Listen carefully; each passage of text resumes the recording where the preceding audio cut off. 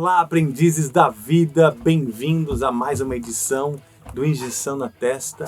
Hoje, aqui em Los Angeles, no Vox Studios, com o grande Adair da Offenbach.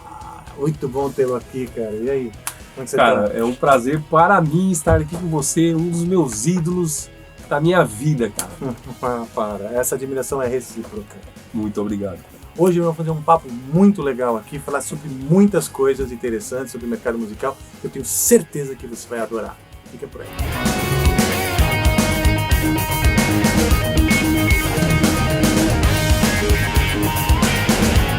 Hoje eu tô dando mais um check na minha vida. Assim. Um check? Como assim? Um check de mais uma das coisas de trabalhar, me envolver com um dos ídolos. Você é um deles, cara. Você não sabe quantas horas da minha vida eu passei na frente de um som ouvindo as suas músicas, cara. Hoje Pô, que legal. é um grande dia para estar vivo hoje. Puxa, que legal, cara. Assim, a admiração é recíproca. Ô, louco. E outro check agora. Aliás, assim, hoje você está em Los Angeles produzindo tanto material musical, bandas e etc., como também para a indústria do cinema, para TV, para filmes, né? E é legal, assim, que você tem uma trajetória, mas eu acho curioso que várias pessoas com quem eu venho conversando, vários profissionais de diferentes áreas da música e de renome, eles têm um background ali no heavy metal, no rock, ou começaram tocando Iron Maiden. Qual foi a tua história do começo? Bem, eu comecei, quando eu estava conversando aqui no backstage, aqui, eu comecei ouvindo Angra, cara. Na verdade, uma das primeiras coisas que eu tive um breve momento ali ouvindo alguma coisa pop dos anos 80 e tal, mas logo em seguida, quando eu comprei minha primeira guitarra, eu já tava, tipo, pulando nas músicas do Angra, assim, né? E o que eu tava comentando era que o lance do heavy metal, eu acho que é muito legal o lance da disciplina, entendeu? Tipo, que, pô, pra você tocar heavy metal, se você quiser tocar, você tem que estudar, não tem como fazer, entendeu? Tipo assim, a maior parte das coisas são mais difíceis de tocar e tal, como eu tava falando aquela sua entrevista, a entrevista do Angra pro Jô e tal, daí o Jô comenta alguma coisa de heavy metal e fala assim, não, o legal do heavy metal é que a galera, pô, o cara aprende a tocar, porque o cara tem que tocar, é difícil, não sei o quê. Então eu acho que tem muita gente que eu conheço, cara, que por causa dessa disciplina exigida pelo heavy metal, várias pessoas alcançam voos mais altos, entendeu? Tipo, aqui em Los Angeles eu conheci aqui o Roger, e o cara, pô, trabalha com várias coisas aí de Netflix, então, tipo... Sim, conheço. E o cara, o background dele é heavy metal, entendeu? Então, tipo, a galera do heavy metal é foda, cara. Você sabe o Roger Lima? Ele tinha um cover do Death. Olha aí. Nem sabia disso aí. Sim, o cara tocava death metal, tinha um cabelão grande. E hoje é produtor de trilhas e tal. Grandes profissionais aí levando, né, o nome do Brasil. Né? Exatamente. O Brasil, quando a gente sai... aliás, é uma coisa que eu queria saber de você, né? Quando eu vim para os Estados Unidos finalizar o colegial, eu finalizei o colegial aqui. Aí, ó, uma informação que eu não sabia. Isso eu não sabia. Foi quando eu passei a amar o Brasil, né? E amar de fato, né? Eu passei a gostar muito da cultura brasileira. Eu falei recentemente numa dessas conversas, eu trouxe para cá, minha mãe deixou comigo uns vinis de música brasileira para eu matar a saudade, né? E eu, em consideração a ela, trouxe. E um era do Chiclete com Banana, né? Minha mãe sempre entendeu muito bem meu perfil, mas... E uma fita cassete da Marina Lima. Nossa, Marina é demais já. Era uma coisa meio aleatória. Não que o chiclete com banana seja ruim, mas aqui, eu, né? Não, sim, mas eu, moleque, 16 anos, quando eu vim, não era a minha onda, né? Mas o fato de... Não existia... O telefone era interurbano, era caríssimo, você não podia... Em um ano que eu passei aqui, eu devo ter falado com a minha família, tipo, 3 ou 4 vezes. Caramba, falado, né? Olha, conversado por telefone. Tu pega o telefone, liga o WhatsApp, faz uma chamada de vídeo. Exato. Não existia internet, claro. E eu senti muita saudade do Brasil. E o disco do Chiclete com Banana era um contato que eu tinha, sabe? E eu passei a amar. Não o Chiclete com Banana apenas, assim, de verdade, mas passei a respeitar. Porque a gente lá dentro, a gente não consegue dar o valor para nossa cultura, né? E eu percebi uma autenticidade, uma verdade no próprio Chiclete com Banana na época, que era muito Brasil. Aquilo não tem como você negar que é Brasil. Tem uma alegria, tem uma coisa... A alma brasileira está ali impressa. A Marina Lima, a fita, tem uma melancolia, uma coisa que vem do fado, né? Uma coisa que... Aquela coisa da introspecção e tal, que vem do fado português. E aí eu comecei a entender melhor o que é o espírito brasileiro quando eu saí né? Aí passei a amar tudo. Aí vem, né? Tom Jobim, todos os grandes aí veio mestres, o óbvio, né? Veio o Luiz Gonzaga, o Ari Barroso, eu adorei. Aí eu comecei a pesquisar as nossas origens, né? E como é que é? Como é que você vê o Brasil de fora agora?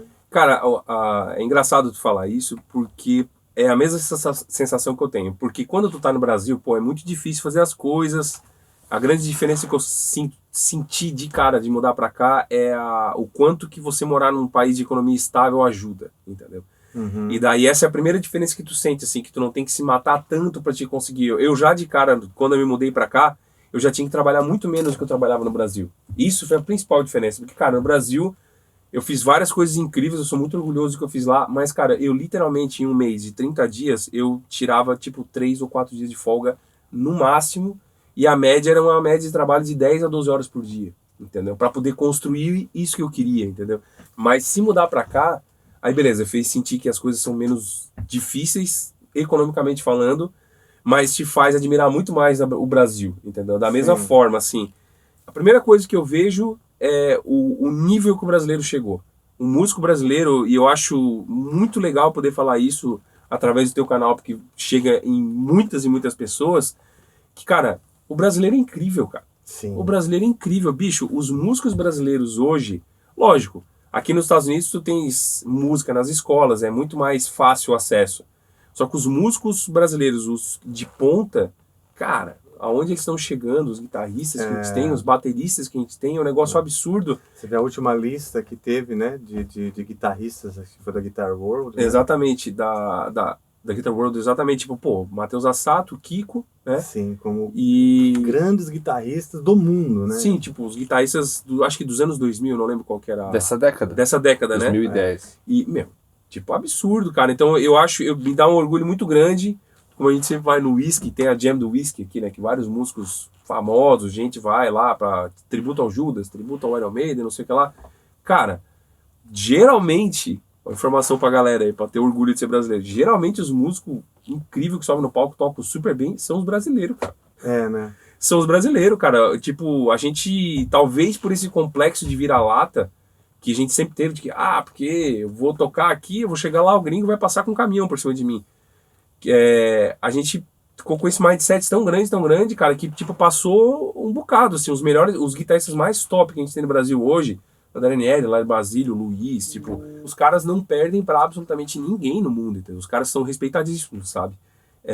O Eloy, tá, acho que hoje é um dos bateras mais respeitados dentro do heavy metal. Cara, o Eloy, ele é o maior nome do heavy metal do mundo, é o Eloy. Eu acho que qualquer banda do mundo de metal que ficar sem baterista, ele vai dizer assim, pô, seria incrível ter esse cara na banda, tá ligado? Ele chegou no nível assim, ele é tipo uma autoridade máxima naquilo, saca? E daí eu acho também, Bruno Valverde. Nossa, pelo amor de Deus. Que eles vieram do mesmo. Você gravou o Bruninho esses dias, não foi? Sim, gravei o Bruno. Tive Cara, foi uma experiência cataclísmica, tá ligado? Tipo assim, o Bruno.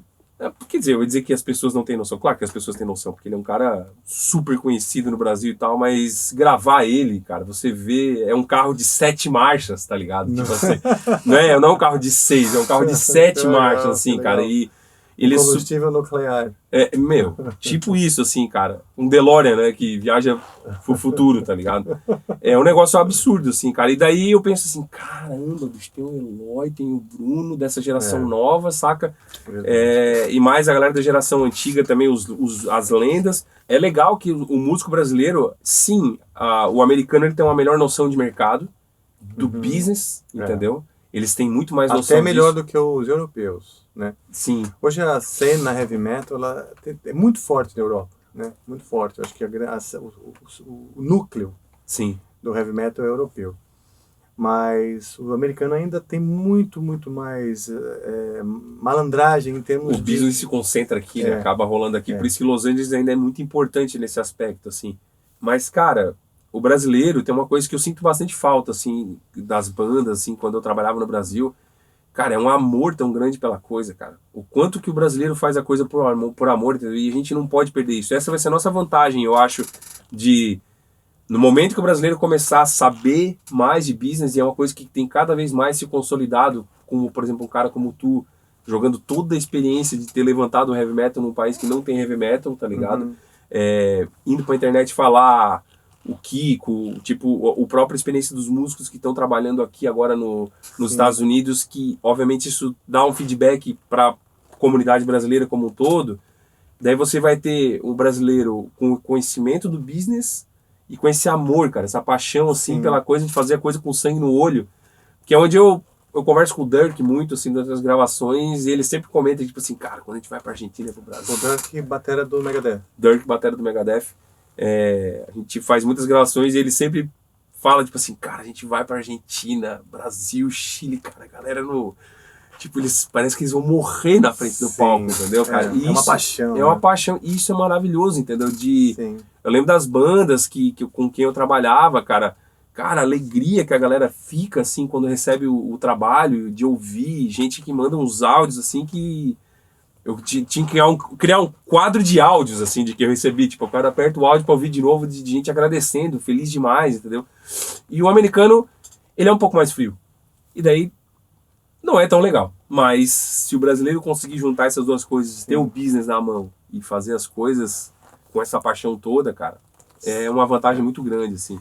Eu vejo muitos músicos brasileiros perdidos, como se fosse num mar revolto, né? Ou numa correnteza, querendo nadar para um lugar e não consegue, sempre lidando com dificuldades e tomando onda na cabeça, engolindo água, sufocando, né?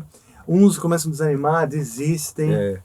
Cara, assim, nós temos lá um ambiente, né, que não é super favorável para a cultura, né? E em vários segmentos. A cultura no Brasil acho que está sofrendo, né?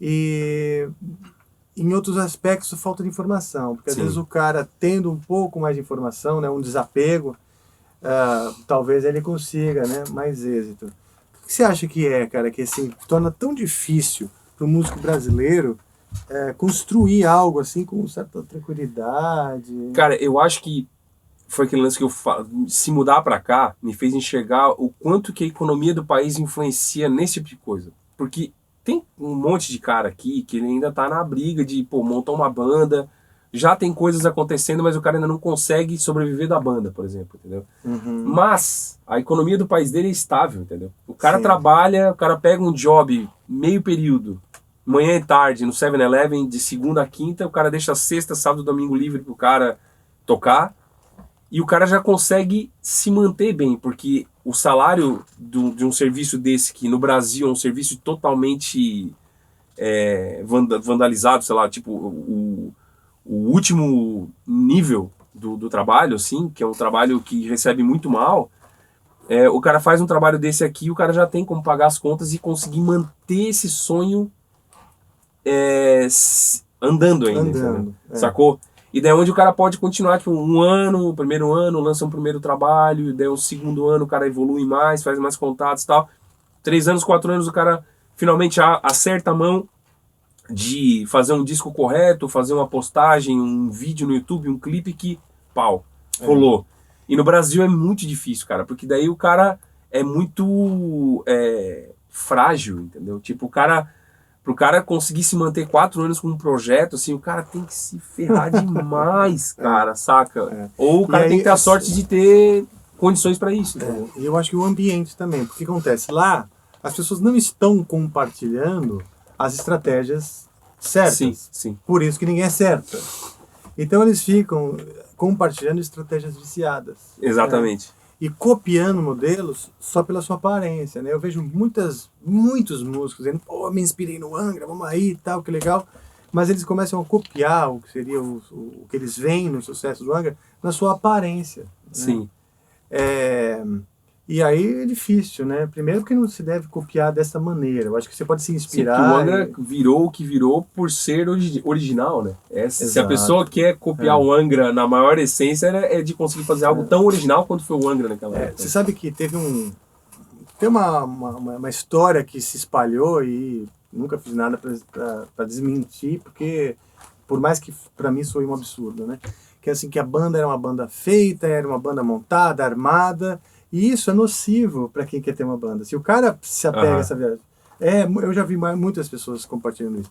de que o Angra, os caras, era uma banda armada, chamaram os caras lá e tal. Cara, é uma banda que tem muita verdade, tem muita paixão, muita verdade. Se não te fosse assim, não estaria sobrevivendo, não estaria aí vingando por mais quase 30 anos e, como fala, não só vingando, como é a única. É uma surpresa para mim, na verdade. Pode ser que eu esteja aumentando, né? Porque, obviamente, não é agradável ouvir isso, mas o fato é que para as pessoas que acham que foi isso, já atrapalha o mindset, né?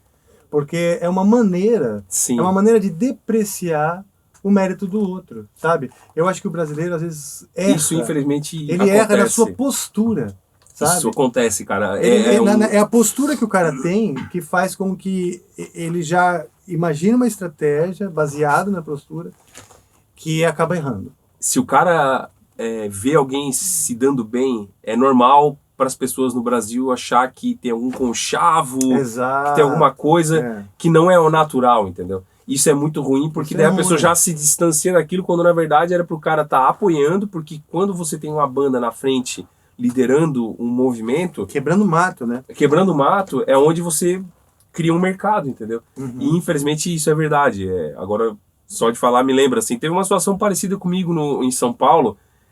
Quando eu me mudei de Santa Catarina para São Paulo, eu não conhecia ninguém em São Paulo. Eu me mudei, eu ficava na casa do Jean, o Jean Paton, guitarrista do Project, porque eu não tinha um parente, não tinha nada, não conhecia ninguém. Os caras do Project falaram assim, vai lá, Darcy, muda para São Paulo, porque, cara, o trabalho que você faz vai dar certo. Então eu falei, beleza, vou comprar essa ideia e eu vou.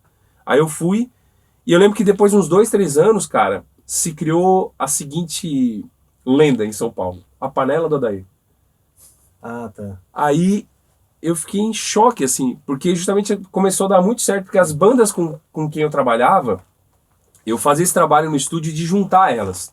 Tô trabalhando aqui com o Project, tô trabalhando com o John Wayne, trabalhando com o Savant Inc., trabalhando com outras bandas, cara, vocês deviam fazer um show juntos, entendeu? Com Ponto Nulo também, é uma banda muito importante para aquela época, e também para mim, muito importante para minha vida.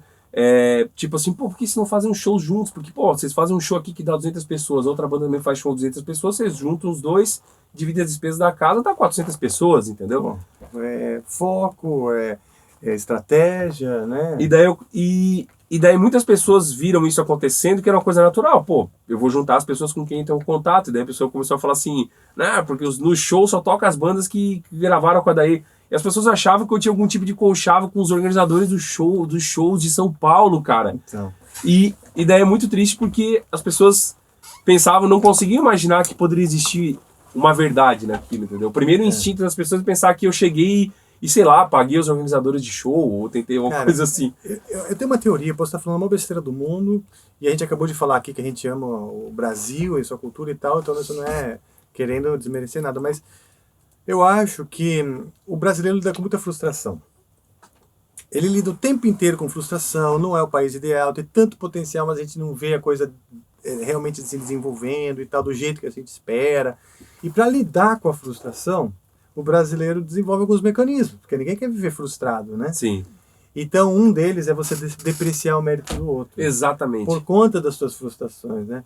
Outro seria assim, sei lá, o carnaval, de maneira geral, que é muito legal, que é cultura brasileira, etc. Mas você vê que é sorrir para não precisar chorar, né? E que tem sua magia, cara, tem sua beleza, seu romantismo. Desculpa te interromper, mas teve o caso, o maior exemplo disso que tu falou, e tu explicou de uma forma que eu nunca consegui achar as palavras como tu falou agora, que é lidar com a frustração, foi o caso do Anderson Silva quando ele perdeu, cara. Cara, o cara é uma lenda, mais uma lenda, tá ligado? Tipo, sim, o maior lutador de que todos os estilos que já existiu, e daí quando ele perdeu por ter quebrado a perna na luta, tá ligado? A galera fazendo piada no dia seguinte, porque é esse... Exato, esse herói, né? Esse instinto de não era as pessoas dizer, tipo, o cara teve essa fatalidade, não, as pessoas tirando sarro e tal, porque é como, tipo assim... Não quer sofrer. Ele não quer sofrer. É verdade, já tem muito sofrimento. E aí você acaba precisando rir. E o brasileiro é mestre, né, em encontrar maneiras de rir, porque ele não quer sofrer mais. A gente não teve muita sorte com alguns heróis, né? Você vê o Ayrton Senna, os Mamonas Assassinos. Tem sempre alguns heróis assim que, sei lá, acontece alguma tragédia e tal. E é duro pra gente, porque a gente se apoia nesses caras. Eu acho que o Angra tem muito isso. As pessoas projetam, né, esse sucesso que o Angra teve fora do Brasil, porque eles sentem que o Angra representa eles, Sim. né? E ajuda, consola, né, essas frustrações pessoais das pessoas. E outra, né, você tem uma força que surge, que começa a desbravar novos caminhos, fazer tudo mais. Ao invés de haver uma agregação, digamos assim, todo mundo se juntar ao redor daquilo para fazer o negócio crescer, as pessoas se separam no Brasil. Isso é uma coisa bem louca, assim, cara, bem louca, que é bem visível e clara de que acontece, entendeu? Muito difícil quando uma banda começa a destacar, as pessoas naturalmente começam a se separar daquilo lá, tá ligado? Começam a atirar naquilo, não é bem assim e tal.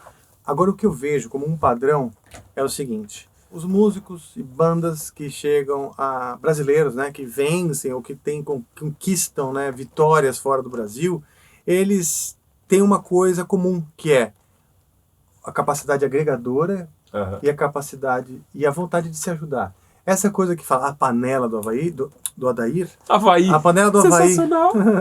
A panela do Adair, eu vejo como sua capacidade agregadora, sua capacidade de fazer amigos, de preservar esses amigos, porque eu tenho certeza, por exemplo, o Project é uma banda assim, dessa mais recente geração de bandas do Brasil, que eu adoro, de verdade. Eu acho que, assim, por exemplo, o álbum 3 é uma obra de arte, né?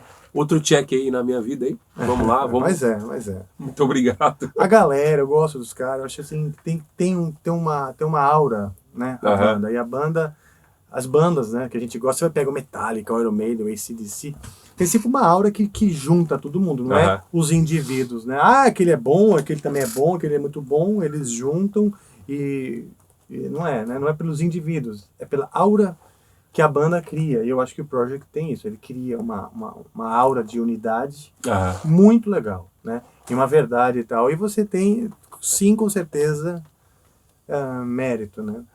Cara, esse disco aconteceu de uma forma muito louca, porque foi o primeiro disco que a gente conseguiu estar todo mundo junto ao mesmo tempo, fazendo o disco o tempo todo, entendeu? E isso foi um grande diferencial, porque... Vocês se enfiaram? Como é que foi? Eles vieram pra cá e foi 25 dias. Você já estava morando aqui? Eu já estava morando aqui, foi lá no meu estúdio em Hollywood, que eu tinha na época, que agora eu tô em outro estúdio em North Hollywood. E daí eles vieram pra cá por 25 dias, e nesses 25 dias o disco tinha que sair. As músicas estavam prontas? Mas é claro que não, é óbvio que não. Como sempre. Tipo assim, e eu falando com eles, e eu me certificando que eu sou o pai estressado com o Project. Só pra saber, nossa, se tivesse uma câmera, bem, tem, né, vários momentos, eu sou o pai estressado, assim, com eles, assim, daí eu ficava ligando direto, que assim, bom e aí, cara, então. Que bom que eles podem ser meninos, porque eu acho que é importante, né? Sim, mas tipo assim, é muito louco a relação minha com eles, assim, que daí eu ficava mandando, e aí, as músicas estão prontas? Não, fica tranquilo que tá tudo pronto.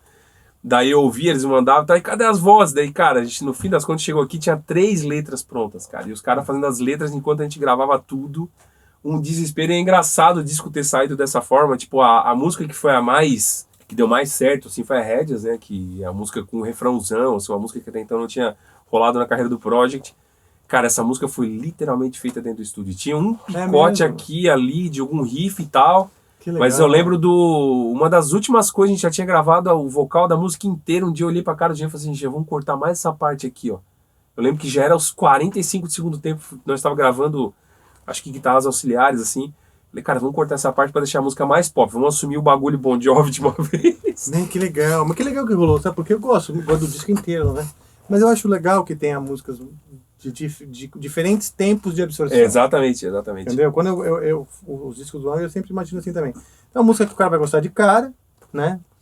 E músicas que ele vai demorar um pouco mais pra digerir. Exatamente. Eu acho legal isso. Então, isso agora eu quero fazer uma pergunta. Então, é isso mesmo, vocês faziam os discos do Angra, vocês já assumiam, né? Tipo assim, até essa música vai ser pra absorção imediata e essa aqui vai ser a música que o cara vai demorar, assim. O Temple of Shadows, eu lembro que eu comecei... As músicas mais pau, é mais fácil você se apaixonar no começo. E as outras músicas são todas maravilhosas. Eu sou fã eu morri ouvindo esse disco. Morri ouvindo esse disco. É um disco bom. Viu? E daí tem as músicas mais prog, assim, cara, vem depois, né? Tipo assim, tu... Deixa eu fazer uma adição. A grande pepita de ouro que eu descobri por último nesse álbum foi Sprouts of Time. Sprouts of Time. Sprouts of Time.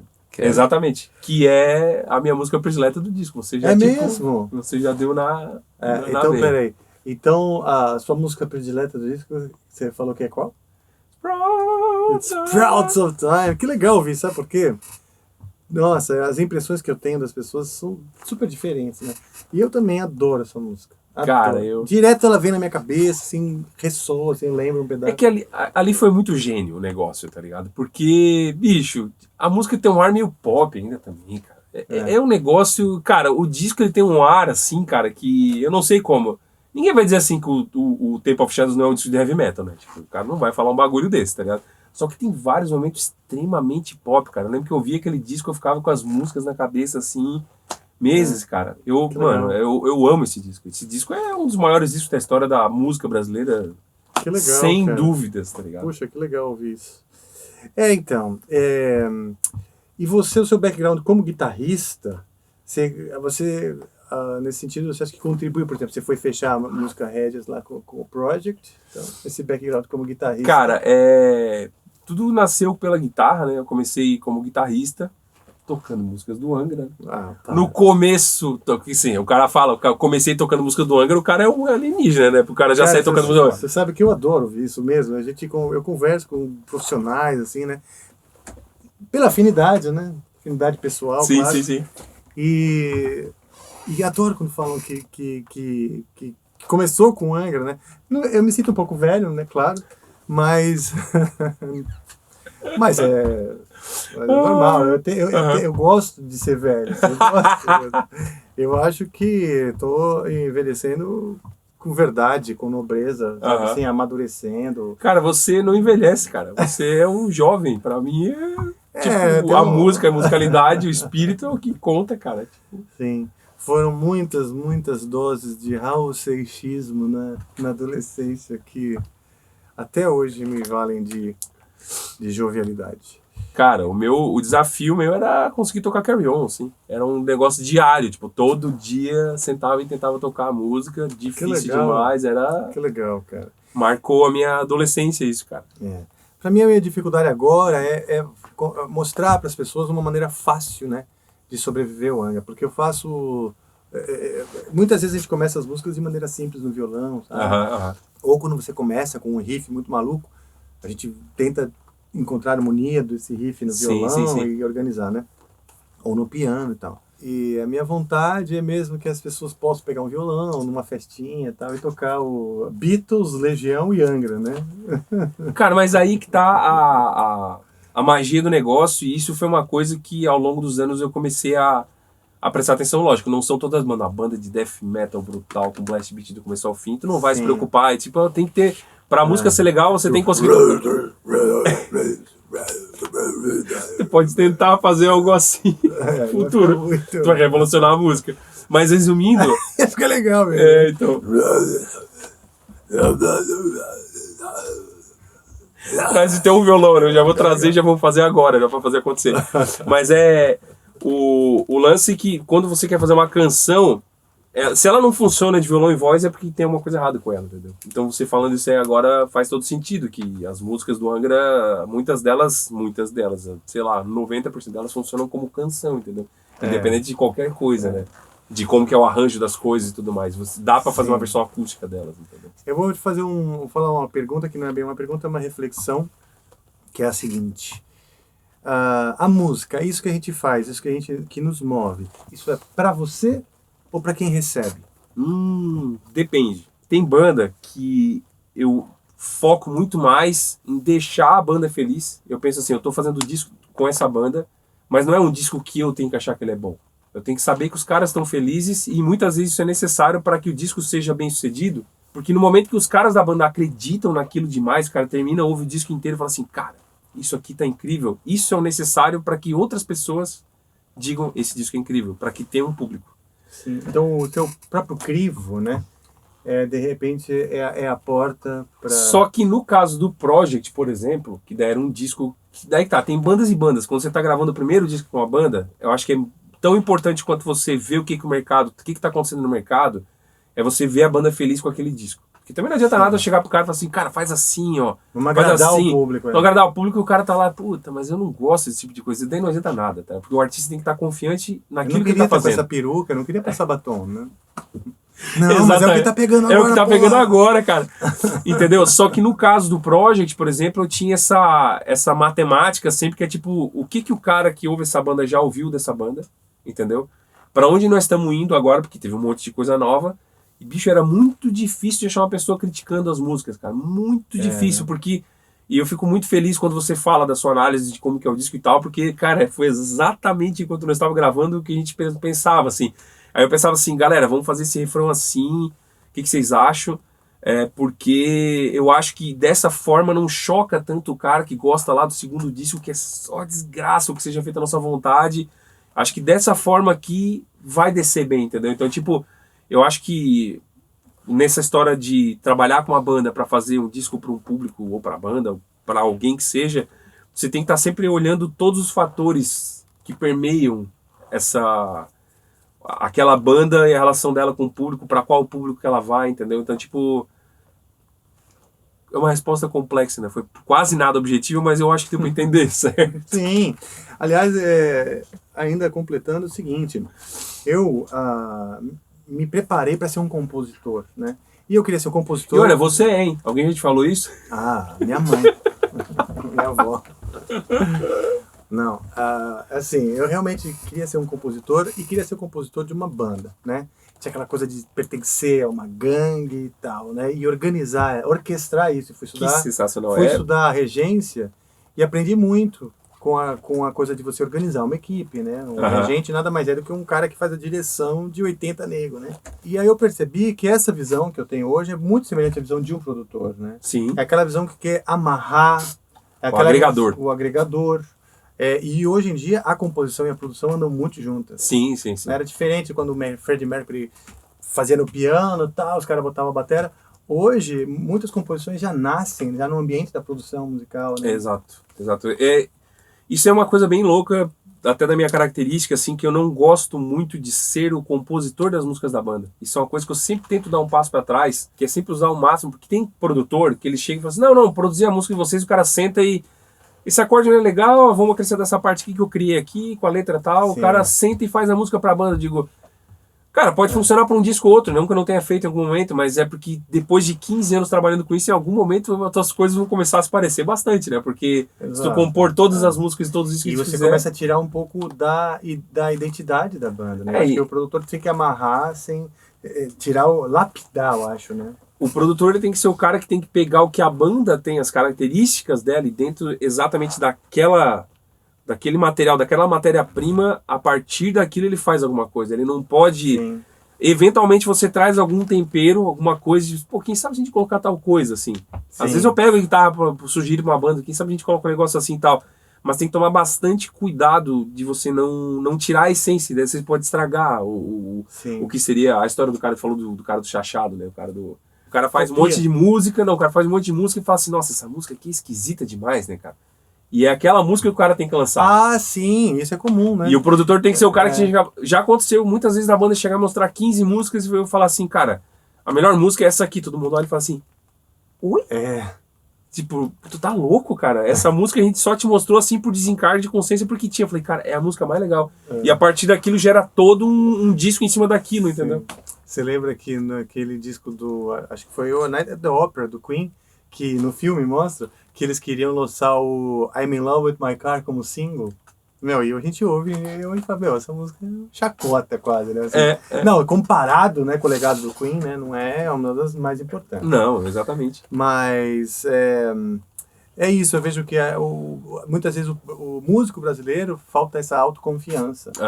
Autoconfiança de que o diferente é o legal. Ele fica sempre procurando se moldar para parecer mais, né? Enquanto que a vivência dele, o background dele, a cultura dele, tudo, né? A genética dele é tudo diferente de um gringo, né? De um cara de fora. Então, ele expressar isso de maneira... Às vezes o que ele tá mais awkward, né? O que é mais estranho, às vezes é o mais legal. Né? Exatamente. É onde vai ter o diferencial, né, cara? Porque o Angra foi o que foi, o Sepultura, as grandes bandas brasileiras, porque eram originais, né? Acima de tudo, né? Porque ele justamente, quando alguém ouviu, falou... Sim. Ô louco, tá ligado? Tipo, que é isso, entendeu? Se uma banda quiser, então, seu trabalho como produtor, onde te encontra? Cara, o melhor lugar é o meu Instagram, @DardelFenbach. Você entra em contato por mensagens lá, ou então meu e-mail, contato@dalfenbach.com. Eu posso produzir a banda aqui, várias bandas já vieram pra cá, mas também existe a possibilidade de eu ir pra lá. Tá bom. Que eu quero visitar o Brasil várias vezes esse ano. Às vezes é melhor levar você do que trazer a banda toda. É mais barato, mas é que pela experiência da banda, né, pô, vim gravar em Los Angeles também é bem legal, né? Sim, sim. Pô, daí a gente poderia passar, o quê? A noite toda conversando. Vamos fazer uma live até às 7 da noite, a gente traz café, o almoço e vai seguindo. Quero agradecer mesmo esse papo aí, essa informação que a gente está levando para as pessoas. Porra. De verdade, mesmo. Foi muito, muito bom. Cara, e eu ter quero... essa oportunidade de conversar com você. E eu quero agradecer demais. Eu quero dizer que é uma honra sem tamanho estar contigo aqui hoje. Você é um dos meus ídolos, cara. Eu morri de ouvir suas músicas demais, cara. Que legal, que bom. Hoje é um grande dia para estar vivo. Nossa, você tem um bom gosto musical. Tenho mesmo, ok? Tenho mesmo, mas de verdade, cara, pra mim é uma puta honra estar aqui, cara. Eu espero que o canal, todo o trabalho que você tá fazendo agora na online, que dê muito certo, e espero que as pessoas vão atrás do conteúdo que você fez, que você faz, que é uma coisa muito importante, é um conhecimento que praticamente muito raro de se conseguir hoje em dia. Então as pessoas que tiver, o que você tá fazendo é muito incrível, é quase como um trabalho social para a música de cuidar da nova geração, cara. Sim. E isso é fundamental, porque o conhecimento que você tem, nós todos temos muito que aprender, cara. Poxa, obrigado mesmo. Você deixa um abraço, um agradecimento também pro pessoal do Vox Studio. Isso, eu quero agradecer. Deixar eu filmar aqui. Né, quero agradecer demais a galera do Vox Studio aí, super bacana que você deu esse estúdio incrível aqui em Los Angeles. Tipo, valeu, Vox, é isso aí. Muito bom. Muito obrigado a vocês. Esse foi mais um Injeção na Testa, informação de graça para você. É isso aí. Até a próxima.